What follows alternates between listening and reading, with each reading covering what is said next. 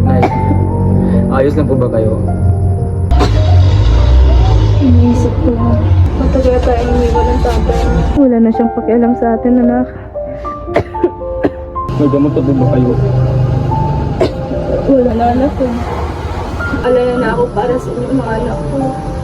Araw ko yung pag-aaral. Wala na akong trabaho. Huwag po kayong mag-alala. Gagawin ko po ang lahat para matulungan ang pamilya natin. Tawad talaga, anak. Nay, wala po kayong kasalanan.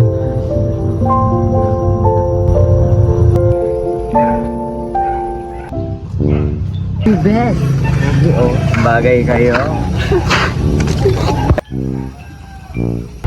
Pogi.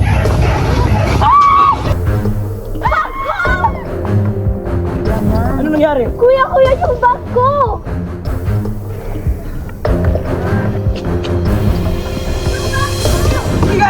Hoy!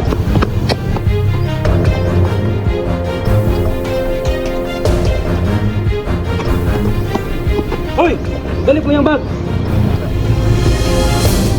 Masyado kang pakialamero pare ah. Pare, masama yung ginagawa mo.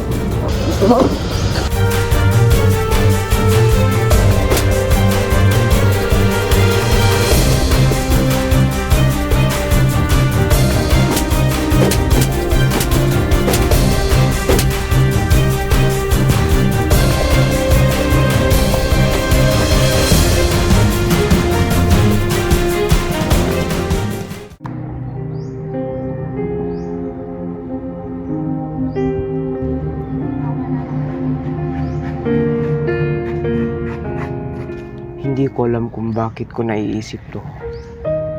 Alam kong mali, pero kailangan ng gamot si nanay. May gamot pa ba kayo? Wala na, anak ko. Wala na kaming sapat na pera para may pagamot siya. Ngunit, balik rin man natin ang mundo. Hindi kailanman naging tama ang pagnanakaw. Bakit ba ganito ang takbo ng buhay? May mayaman, may hirap na taglay. Kapalaran kung Thank you, kuya. Thank you. di matagpuan at dumarating ang di mo namamalayan.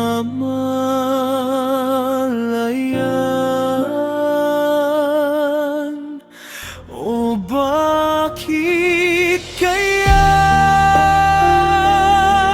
may ligaya? Kuya, nakabili na po ba kayo ng gamot?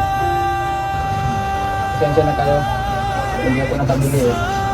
Akala ko po ba, kuya, bibili kayo ngayon. Wala nang gamot si mama.